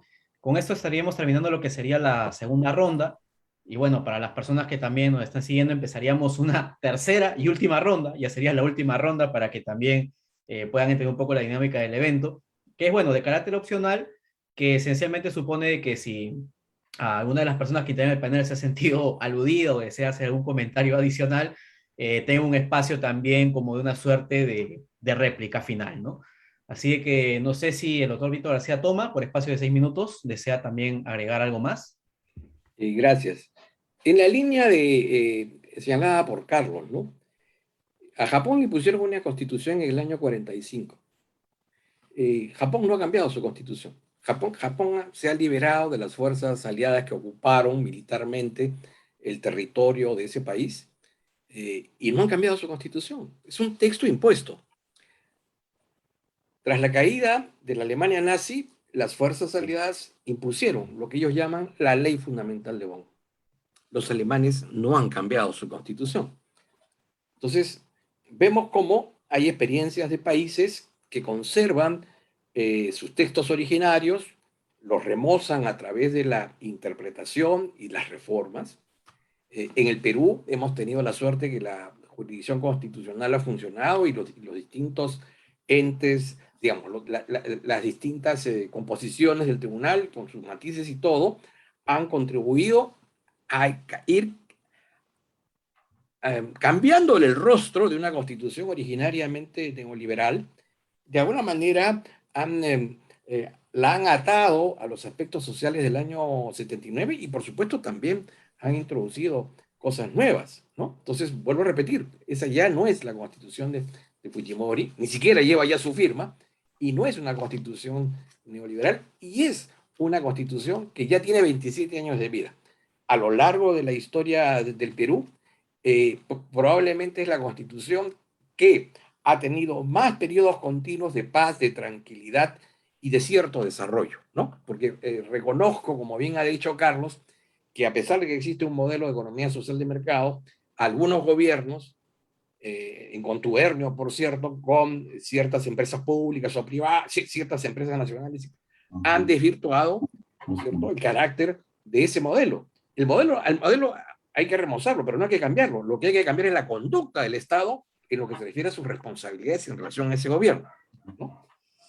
Y voy a tener que dar una opinión de algo diferente con Ana, por lo siguiente, porque Ana a lo largo de toda su exposición ha tomado como referencia Chile, ¿no?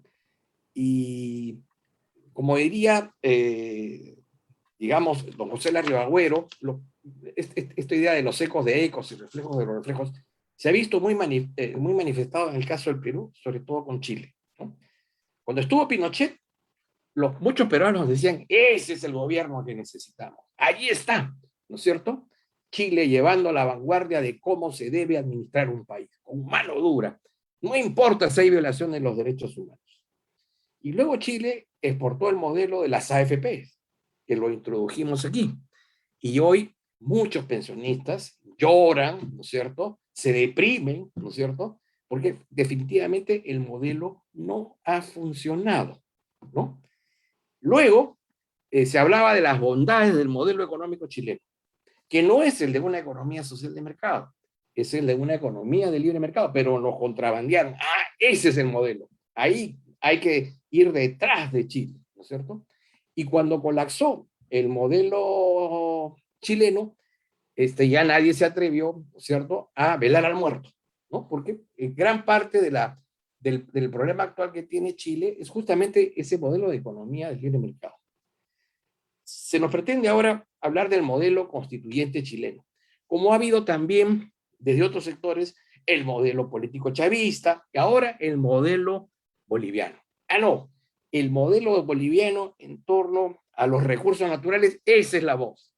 Yo creo que estamos en condiciones de mirar nuestro país, por supuesto, sin dejar de tener la perspectiva de los aportes que nos da el derecho comparado, pero conociendo bien nuestra historia, mirando bien lo que es nuestra realidad, en poder encontrar nuestras propias soluciones, ¿no?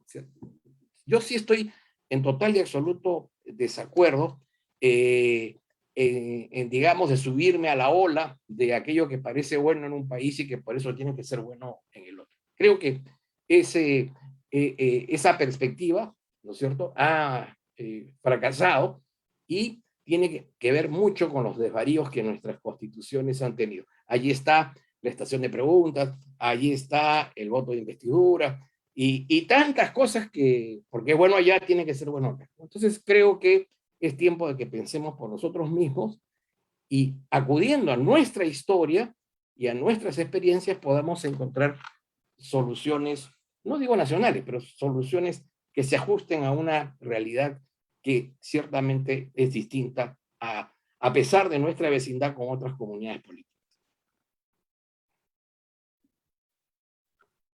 Muchas gracias, doctor, por su intervención. ¿La doctora Neira desea también agregar algo? Sí, Oscar, gracias. Tal vez lo primero que tendría que decir es que yo, digamos, discrepo con esta idea de darle tanto mérito a la Constitución del 93, ¿no? Me parece que excedemos un poquito si decimos que es la Constitución que nos ha llevado pues, al bienestar y ha resuelto el problema del terrorismo, ¿no? Creo que ha habido muchos factores para llegar a eso y no sé si la Constitución realmente le podamos dar ese mérito, pero en todo caso lo que sí debería quedar claro es que para muchos esa Constitución parte de un origen ilegítimo. No quiero decir con esto que la vamos a declarar nula, me parece que sería irresponsable, pero sí creo que por lo menos nos tiene que hacer pensar si podemos cambiarla, ¿no? Y escuchaba los ejemplos que daba el profesor García Toma del caso de la Ley General Fundamental de Bono, el caso eventualmente de Japón, y efectivamente existen regímenes políticos, estados que han decidido no cambiar sus constituciones, pero sí les han hecho pues importantes modificaciones, por decirlo menos, como también es el caso que hablábamos de Estados Unidos o México, y también en la región, ¿no? Y no solamente pensemos en Bolivia, en Chile, en Ecuador, en Colombia, en varias constituciones, en varios espacios que han ido cambiando sus constituciones. Además, la reforma constitucional del 91 de Colombia, si bien es del 91, es una reforma que fue bien estructural y que tiene mucho de lo que luego nosotros copiamos y que no, de algún modo no implementamos, ¿no? Pero yo sí quiero también mencionar cuál es efectivamente el rol del derecho comparado, tanto para lo de Japón y Alemania como para lo de Ecuador, Bolivia, Chile, Colombia y estas cuestiones, ¿no? Y yo ahí sí coincido, evidentemente no nos estamos copiando ningún modelo, la idea es analizar nuestra historia y ni utilizar los ejemplos para decir que no hay que cambiar la Constitución, ni utilizar los ejemplos para decir que no hay que cambiar la Constitución, ¿no? Sino simplemente analizar un poco nuestro momento político, analizar la posibilidad de que esa reforma constitucional, ese referéndum, puedan ser también mecanismos para aliviar la presión ciudadana. De hecho, han comenzado a estudiarse mucho los referéndums como un mecanismo de intentar no generar tensión, sino más bien aliviar tensión antes de llegar a la protesta, ¿no? Para que no seamos Chile. Yo digo con la idea de de querer a Chile, odiar a Chile, ¿no? Chile efectivamente ha sido para muchos el espacio amado por Pinochet en su momento y el régimen económico y las AFPs, y ahora tal vez por la Asamblea Constituyente, pero no creo que los coincidan los que estuvieron a favor en ese momento con los que están ahora, al contrario, creo que son grupos bastante diferenciados, y lo que sí debe quedar claro es que no debemos endiosar ningún país ajeno, porque evidentemente todas las modificaciones se enmarcan en un determinado contexto y pueden funcionar perfectamente en ese país como de repente no en los nuestros, ¿no?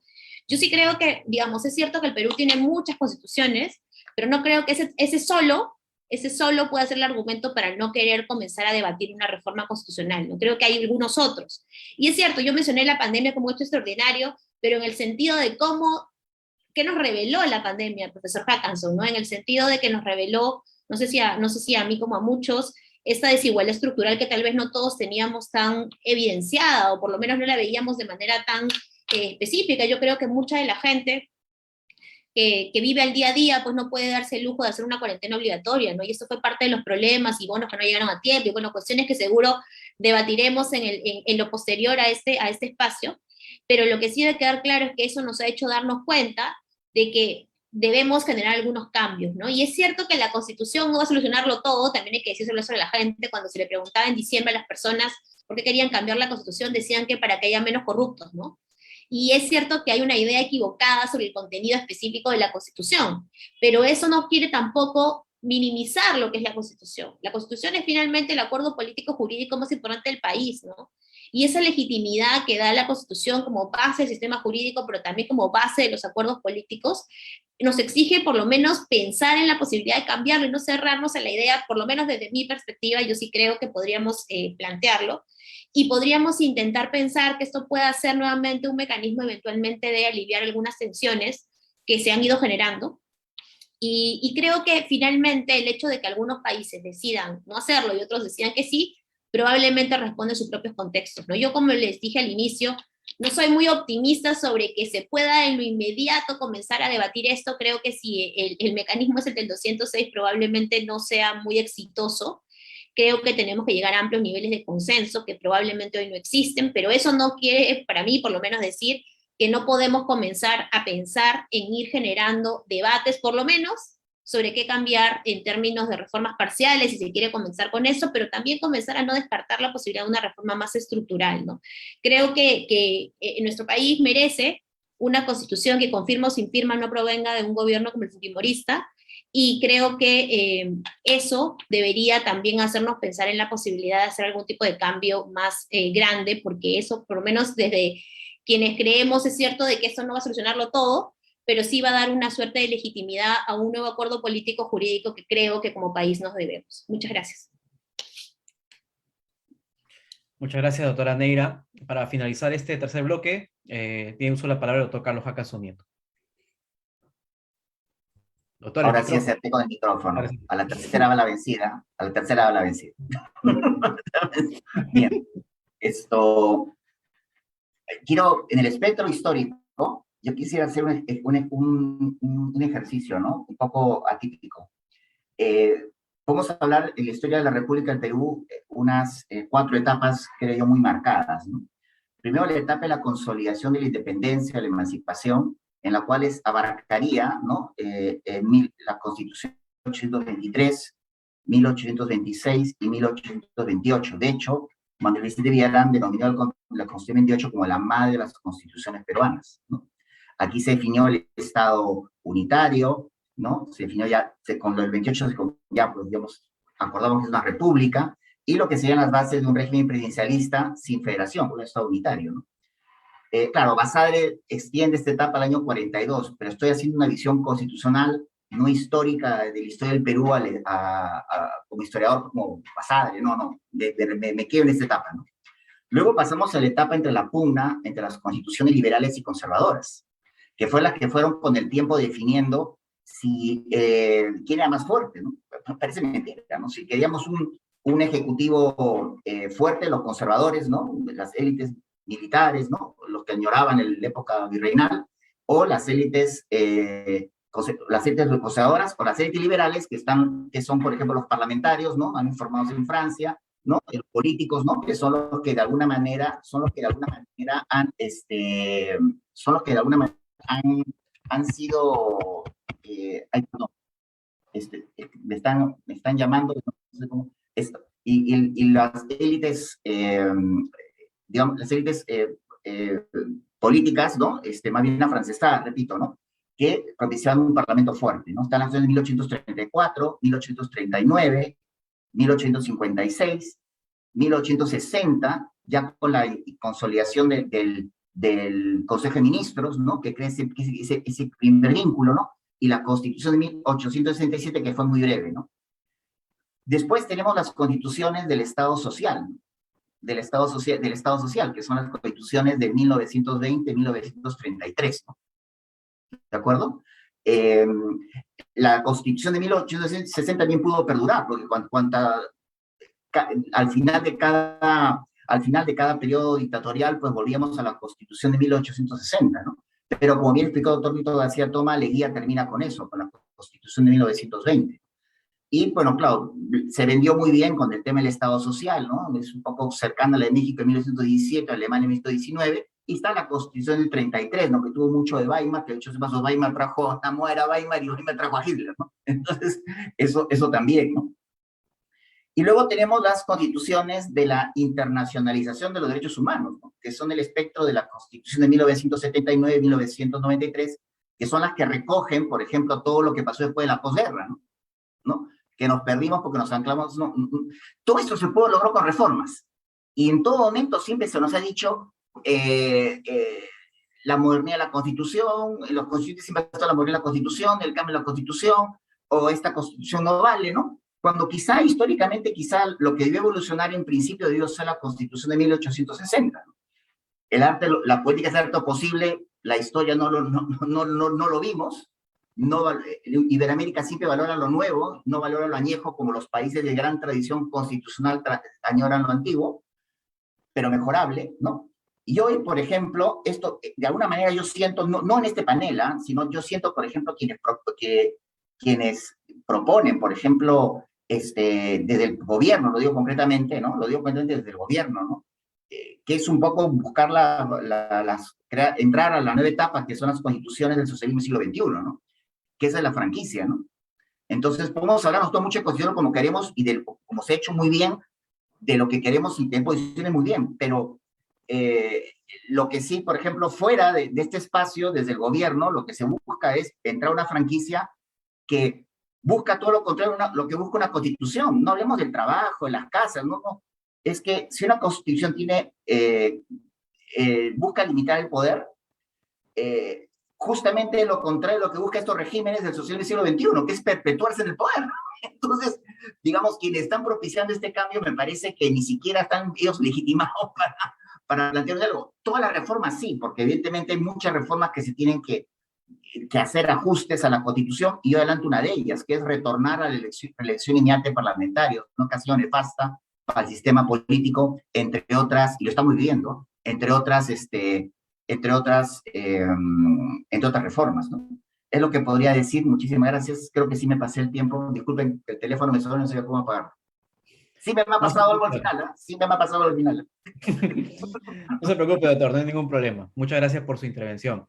Bueno, agradecemos la destacada intervención de cada una de las personas que han integrado el panel. Creo que sus posiciones respecto a la posibilidad de la convocatoria a una asamblea constituyente o el procedimiento de elaboración de una nueva constitución han quedado bastante claras.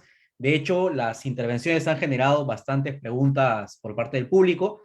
Yo les desearía, o yo mejor dicho, rogaría a los integrantes del panel un último esfuerzo para responder algunas de las inquietudes que han tenido las personas que nos han estado acompañando por las redes sociales. Vamos a seguir básicamente el mismo orden. La idea es 2 preguntas por cada panelista. Voy a decirlas juntas para que cada uno la pueda tener en consideración.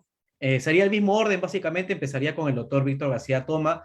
Una primera pregunta es de una persona que ha estado siguiendo el evento por redes sociales, que sostiene que diversos académicos y juristas han señalado que la Constitución establece, vía el artículo 32, que el constituyente ha dispuesto el derecho de las personas para, vía referéndum y directamente, sin acudir a la sede parlamentaria, reformar la Constitución íntegramente. Ello producto de interpretación pro persona. ¿Por qué para usted no sería concebible o sí sería? Esa sería una primera pregunta. Y la segunda sería la siguiente. ¿Considera que el artículo 206 es modificable o teniendo en cuenta la teoría del poder constituyente, modificar este artículo excede los poderes constituyentes derivados que tiene la reforma constitucional? Esas serían las dos preguntas, doctor. Doctor, está con el audio apagado. En relación a la primera pregunta, contestaré invocando a la propia Constitución. Los artículos 200, 201, 202 hablan de la jurisdicción constitucional, establece un órgano, el Tribunal Constitucional, el cual además tiene una ley orgánica, y le ha otorgado a ese órgano la condición de supremo intérprete de la Constitución. A raíz del caso Colegio de Abogados del Cusco, en el año 2002, y cuando se planteó, entre otras, el alcance y contenido del artículo 32 de la Constitución, el artículo 32 de la Constitución que habla de la reforma total, el tribunal tuvo un pronunciamiento que tiene el carácter de precedente, de fuerza de ley. Es decir, esa sentencia tiene el mismo valor que una ley, ¿no es cierto? En consecuencia, lo que yo he hecho, aparte de haber sido partícipe de esa sentencia, por supuesto que comparto. Entonces, cuando se hace un análisis de ese artículo 32, se parte de aquello que ha dicho el tribunal, ¿no? Y le agradezco a la doctora Ana Neira porque también ha tenido la deferencia de aclarar que hay cosas que esa sentencia no ha dicho y que, digamos, han sido, interpretadas o utilizadas digamos, de una manera distinta a lo que el texto decía, ¿no? Entonces, diré que sobre los alcances del artículo 32, el tema del referéndum, hay un pronunciamiento del Tribunal Constitucional. En relación al segundo punto, al artículo 206, yo creo que la propuesta del presidente Castillo es una propuesta que está dentro de la Constitución.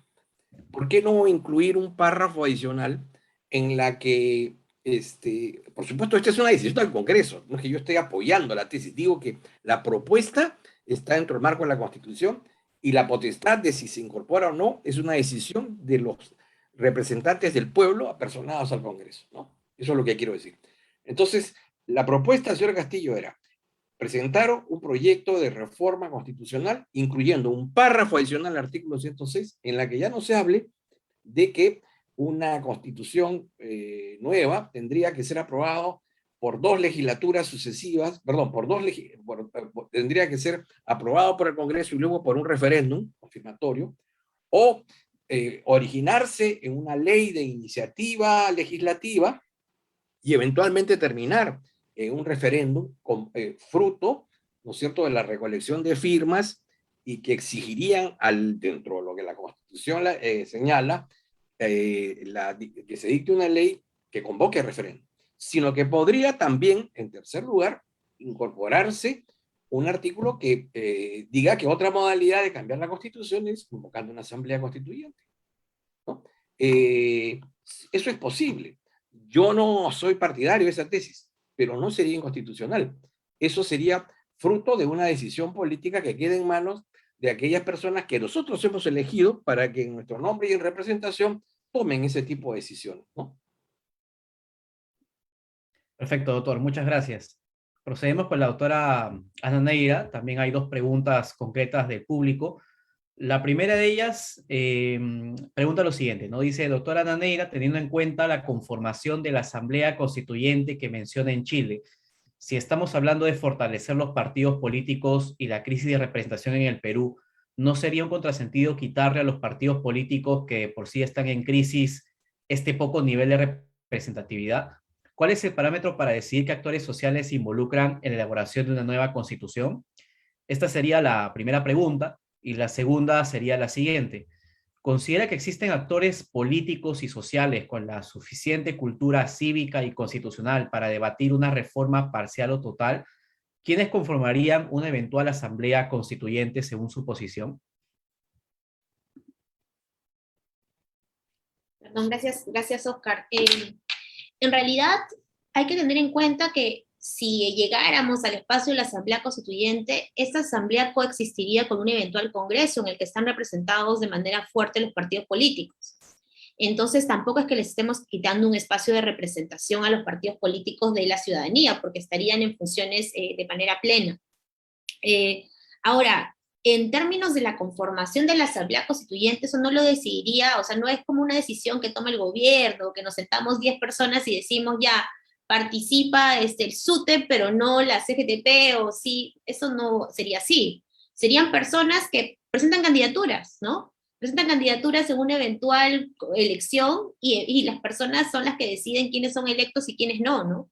Evidentemente, cuando hay candidaturas independientes, se suele exigir un determinado respaldo ciudadano para postular, como pasa, por ejemplo, en México, ¿no? Con los apoyos, finalmente a través de firmas. Habría que eso analizarlo, ver cómo funcionó en otros países, si nos gusta, no nos gusta, ponemos un porcentaje o es postulación directa y ya si tú ves que obtienes un voto ya es tu problema, ¿no? Porque finalmente, digamos, imagínense que alguien se autopresenta y tiene su voto solito, bueno, ¿no? Será su pérdida, ¿no?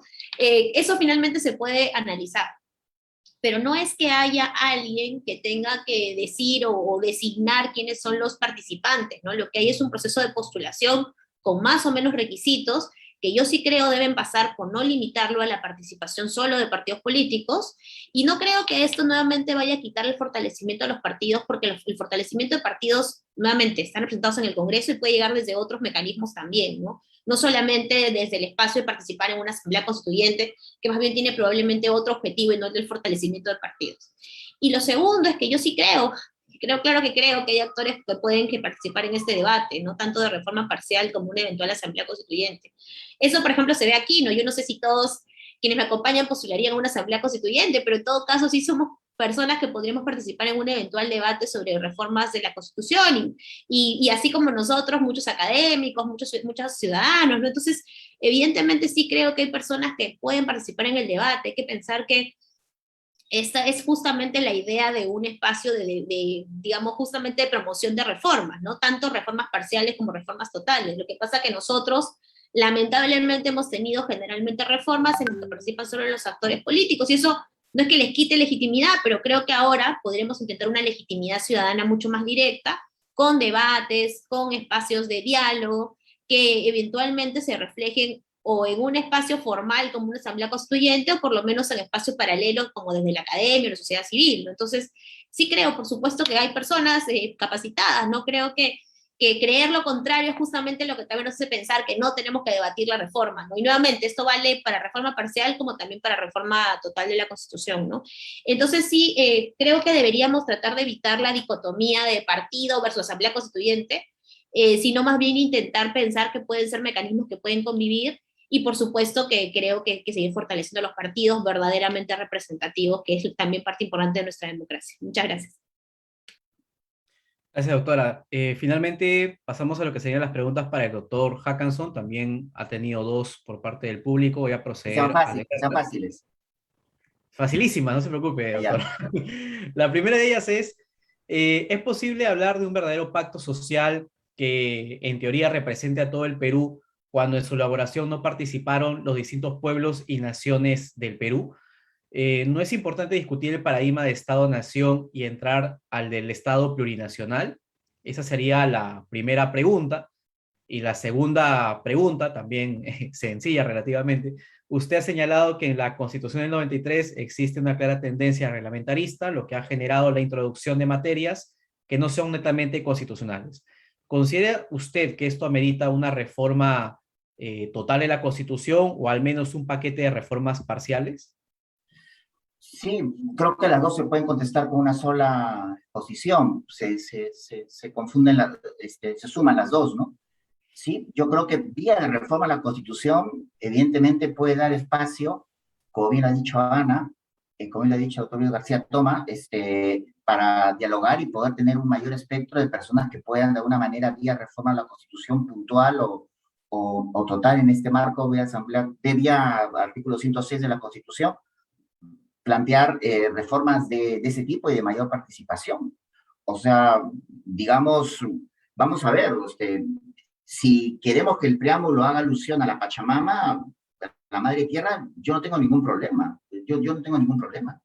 si queremos, por ejemplo, que se trate de, por ejemplo, de los llamados del summa causae o summa camaña, es decir, toma de la tierra lo que significa, toma de la tierra lo que sea necesario, ¿no? En el tema de los recursos naturales, son temas que se pueden discutir, ¿no? Pero todo esto se puede, lo que quiero, de todo lo que puede ocurrir, quizás lo menos gaseoso de todo, o sea, hablamos de inapelable, originario, ¿no? Eficacia real, ¿no? Es el tema de la quiebra jurídica que se va a producir, que va a crear mucho mayor desconcierto y mucha mayor inseguridad de todo lo andado, ¿no? Siempre es bueno, por ejemplo, cuando se establecen reformas, mirar a la historia, ¿no? Mirar a la historia, que es mirar hacia atrás, ¿no? Y también cuando se hacen reformas, dándonos cuenta que la Constitución es un proceso histórico y cultural, el constitucionalismo como proceso histórico y cultural, hay que mirar la historia, hay que mirar hacia atrás, y como en lo cultural, pues aplicar lo que es la paciencia, tolerancia y empeño, que es mirar hacia adelante, ¿no? Mirar hacia adelante. Entonces, yo considero que la Constitución, hablar de pacto, por ejemplo, es lo ideal, ¿no? Es lo ideal, que es un pacto de límites al ejercicio del poder, ¿no?